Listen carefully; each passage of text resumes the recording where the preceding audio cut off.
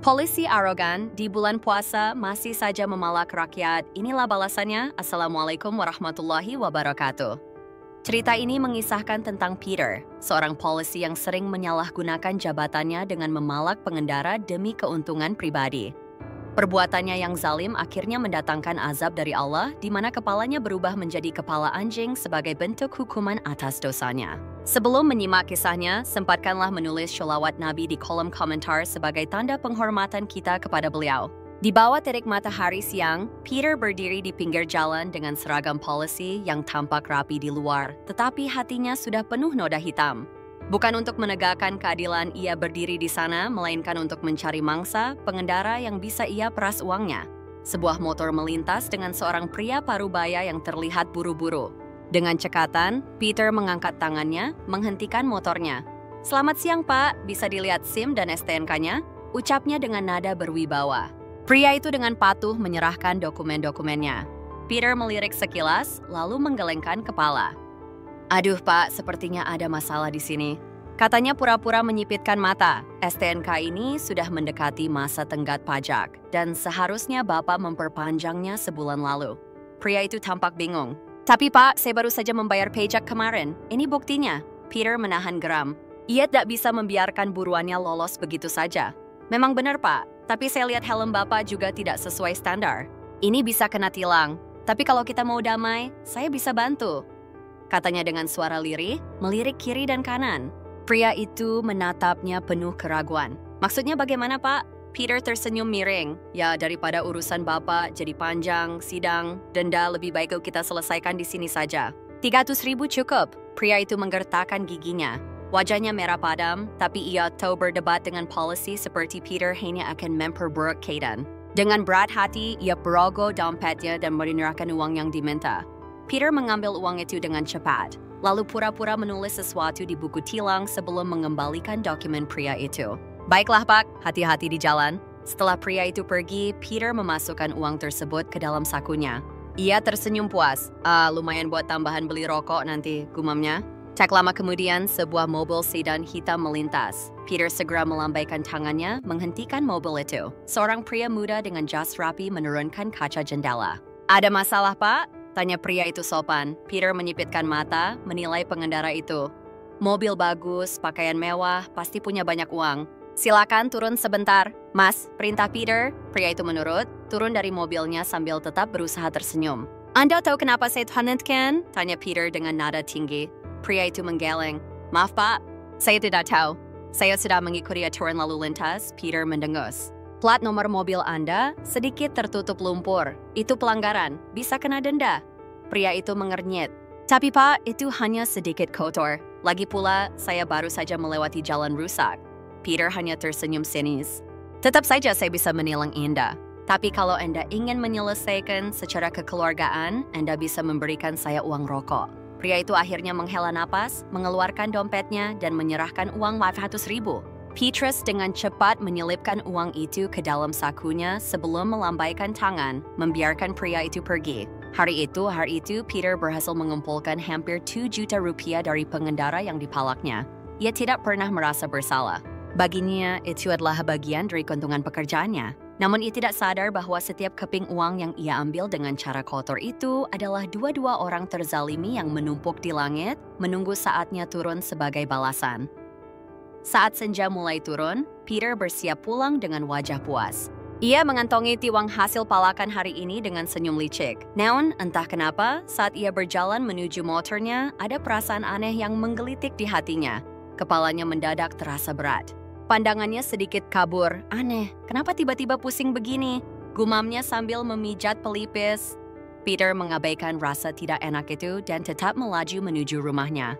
Ia tidak tahu bahwa malam ini akan menjadi malam paling mengerikan dalam hidupnya. Malam itu, Peter tiba di rumah lebih awal dari biasanya.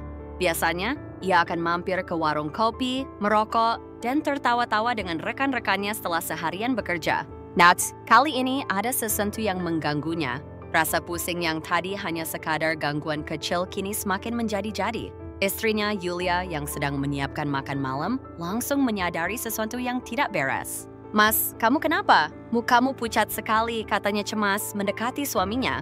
Peter menghela nafas berat dan memijat pelipisnya. Entahlah, aku merasa kepalaku sangat berat. Seperti ada sesuatu yang menghantam dari dalam, Yulia membantu suaminya duduk di kursi dan menuangkan segelas air. Namun sebelum Peter sempat meminumnya, rasa sakit itu tiba-tiba meningkat 1000 kali lipat. Ia berteriak sambil memegangi kepalanya. Tubuhnya menggeliat kesakitan. Peluh dingin membanjiri wajahnya. Julia panik, tak tahu harus berbuat apa. Mas, astagfirullah. Mas, kenapa ini? Peter jatuh tersungkur ke lantai. Tubuhnya berkedut-kedut. Sementara rasa sakit di kepalanya semakin mengerikan. Ia merasakan sesuatu yang tidak wajar. Seolah-olah tulang-tulang di wajahnya mulai berubah bentuk. Dan kemudian, ya Tuhan, Yulia menjerit saat melihat suaminya perlahan mengalami transformasi yang mengerikan. Kulit wajah Peter mulai menebal dan dipenuhi rambut kasar. Hidungnya yang semula lancip perlahan berubah menjadi moncong panjang. Telinganya runcing dan menjulur ke atas. Matanya yang tadinya tajam kini berubah menjadi mata binatang yang kusam. Giginya semakin tajam, menonjol dari bibirnya yang telah berubah. Dalam hitungan detik, kepala Peter telah berubah sepenuhnya menjadi kepala seekor anjing. Yulia jatuh terduduk, menangis sejadi-jadinya. Mas ini apa? Peter ingin berbicara, ingin menjelaskan sesuatu, ingin meminta tolong. Tetapi yang keluar dari mulutnya hanyalah suara erangan, suara serak yang bercampur dengan gonggongan rendah. Ia merangkak ke depan cermin yang tergantung di dinding. Saat melihat pantulannya sendiri, ia membelalakan mata. Tidak, ini tidak mungkin. Ini hanya mimpi buruk.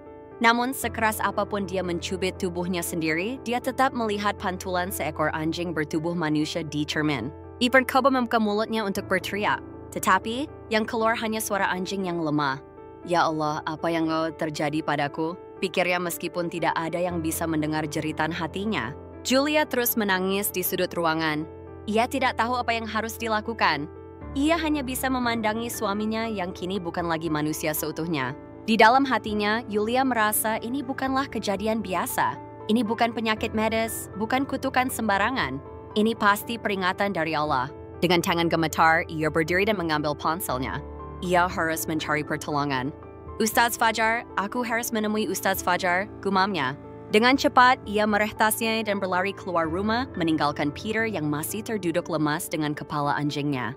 Di dalam rumah, Peter menggigil ketakutan. Ia mencoba berdiri, tapi tubuhnya terlalu lemah. Ia merangkak ke sudut kamar, menutupi wajahnya dengan kedua tangannya yang masih manusia, berharap ini hanyalah mimpi. Namun rasa sakit di kepalanya, suara gonggongan yang keluar dari tenggorokannya, serta tatapan anjing yang memantul dari cermin adalah bukti nyata bahwa ini bukanlah mimpi. Ini adalah kenyataan. Dan dia tahu ini adalah hukuman. Hukuman atas dosa-dosanya selama ini. Hukuman atas setiap tetes keringat dan air mata orang yang dianiayanya. Azab dari Allah yang tidak bisa ia hindari. Dengan lemas, ia jatuh bersimpuh, menangis dalam keheningan malam. Hujan gerimis turun saat Yulia berlari melintasi jalanan kota. Nafasnya tersengal-sengal, dadanya sesak oleh rasa takut dan panik. Kepalanya penuh dengan gambaran wajah suaminya yang kini bukan lagi wajah manusia, melainkan kepala seekor anjing. Ya Allah, apa yang terjadi dengan Mas Harry? Gumamnya, air matanya bercampur dengan rintik hujan. Tujuan Yulia hanya satu, rumah Ustaz Fajar, seorang ulama yang dihormati di kotanya. Ia berharap hanya ulama itulah yang bisa menjelaskan kejadian mengerikan yang menimpa suaminya. Sesampainya di depan rumah sederhana yang bercat putih itu, Yulia langsung mengetuk pintu dengan panik. Ustaz Fajar, tolong saya, serunya dengan suara bergetar. Beberapa saat kemudian, pintu terbuka dan seorang pria berusia sekitar 50-an muncul. Wajahnya tenang dengan sorot mata bijak yang dipenuhi ketenangan. Yulia, ada apa? Kenapa kau terlihat sangat panik? Tanya Ustaz Fajar. Yulia jatuh berlutut di depan sang Ustaz, menangis terseduh-seduh. Ustaz, tolong suami saya. Sesuatu yang mengerikan telah terjadi padanya. Ustaz Fajar mengernyit. Masuklah dulu, ceritakan dengan tenang. Dengan tubuh gemetar, Yulia masuk ruang tamu dan duduk di lantai. Ia menceritakan semuanya tentang bagaimana suaminya tiba-tiba merasa sakit kepala yang luar biasa. Lalu dalam hitungan menit, kepalanya berubah menjadi kepala seekor anjing. Ustaz Fajar terdiam sejenak setelah mendengar cerita itu. Ia memejamkan mata seakan merenung. Lalu ia menarik nafas dalam dan bertanya pelan. Yulia, kau tahu dosa apa yang sering dilakukan suamimu? Yulia menunduk, menahan tangisnya. Ia tahu apa yang dimaksud oleh sang Ustaz. Mas Harry sering menilang pengendara dengan alasan yang tidak jelas. Ustaz, ucapnya dengan suara lirih.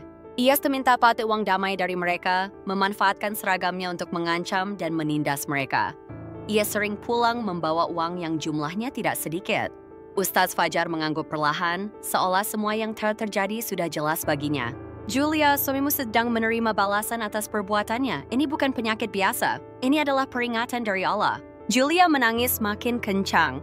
Lalu apa yang harus saya lakukan? Ustaz, apa Mas Harry masih bisa disembuhkan? Ustaz Fajar menatap Julia dengan penuh ketenangan. Allah Maha Pengampun. Julia, selama suamimu benar-benar menyesali perbuatannya dan bertobat dengan sungguh-sungguh, insya Allah masih ada jalan.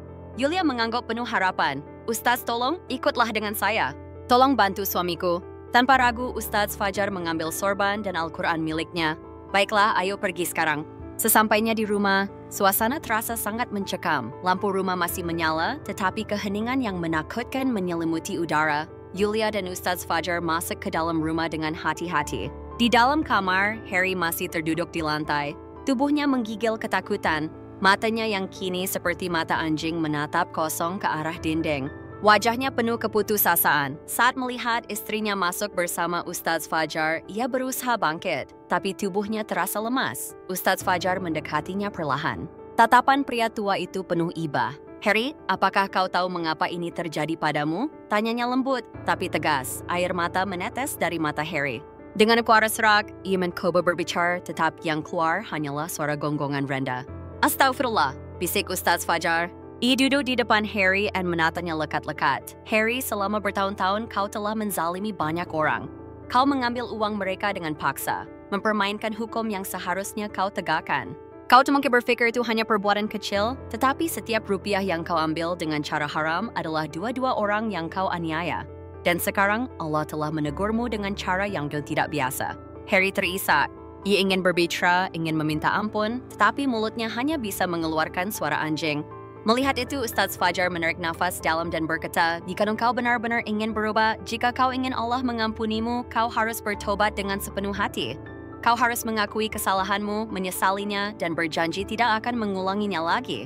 Harry menundukkan kepalanya, lalu perlahan-lahan ia mengangkat tangannya seolah ingin berdoa.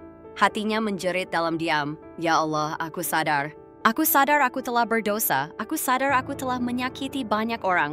Ampuni aku, ya Allah, ampuni aku. Ustaz Fajar melihatnya dan tersenyum tipis. Dia tahu ini adalah langkah pertama. Ia kemudian buka Al-Quran yang dibawanya dan mulai membacakan ayat suci. Saat lantunan ayat-ayat Al-Quran memenuhi ruangan, Harry merasakan sesuatu yang aneh di tubuhnya. Rasa sakit yang luar biasa mulai menjalar dari kepala hingga ke seluruh tubuhnya. Ia menggeliat, mengguncang tubuhnya seakan ada sesuatu yang berusaha keluar darinya. Dan malam itu, di dalam rumah kecil itu, pertarungan antara dosa dan taubat pun dimulai. Ruangan itu dipenuhi lantunan ayat-ayat suci Al-Quran yang dibacakan oleh Ustaz Fajar. Suaranya tenang, tetapi mengandung kekuatan yang menggema di setiap sudut rumah. Julia duduk di pojok kamar, menangis sambil menggenggam tangannya erat, berharap keajaiban terjadi pada suaminya. Harry yang masih dalam keadaan setengah manusia dan setengah binatang merintih kesakitan. Tubuhnya terasa seperti terbakar dari dalam. Kepalanya yang berwujud anjing bergetar hebat. Matanya yang kini seperti mata seekor binatang terlihat dipenuhi ketakutan dan penyesalan. Saat Ustaz Fajar semakin dalam membaca ayat-ayat suci, sesuatu yang tak terlihat mulai terjadi. Tubuh Harry perlahan-lahan terasa lebih berat. Rasa sakit di dalam dadanya semakin menusuk. Ia mengerang, menggeliat di lantai. Tangannya mencakar-cakar kayu dengan liar seperti seekor binatang yang sedang tersiksa. Suaranya bercampur antara jeritan manusia dan lingkingan anjing yang memilukan. Ustaz Fajar tetap tenang. Ia tahu bahwa jin atau gangguan spiritual yang bersemayam dalam tubuh Harry sedang berusaha bertahan, tapi tidak ada kekuatan yang mampu menandingi firman Allah. Aku berlindung kepada Allah dari godaan setan yang terkutuk, gumam Ustaz Fajar sebelum melanjutkan dengan bacaan surat Al-Baqarah. Harry meronta semakin keras, keringat membanjiri tubuhnya dan urat-urat di leher serta tangannya terlihat menegang. Ia meraih ide sesent yang menarik jiwanya dari dalam tubuhnya. Ia ingin berteriak, namun suara yang keluar hanya lolongan panjang. Julia menutup telinganya. Hatinya hancur melihat penderitaan suaminya. Namun, tahu ini adalah jalan yang harus ditempuh. Tiba-tiba Harry merasa ada sesuatu yang keluar dari tubuhnya. Sesuatu yang gelap, sesuatu yang berat. Seperti ada kekuatan tak terlihat yang terlepas dari jiwanya. Matanya memerah, tubuhnya terasa lunglai. Dan di saat yang sama, kepala anjingnya mulai berubah kembali. Tulang-tulangnya berdenyut. Kulitnya terasa ditarik-tarik seperti elastis. Dalam hitungan menit yang terasa seperti seabad, perubahan itu mulai terjadi. Dari kepala anjing yang mengerikan, perlahan-lahan wajah manusia kembali muncul. Telinganya yang sebelumnya runcing mengecil kembali. Montongnya perlahan masuk ke dalam. Giginya yang runcing berubah kembali menjadi gigi manusia.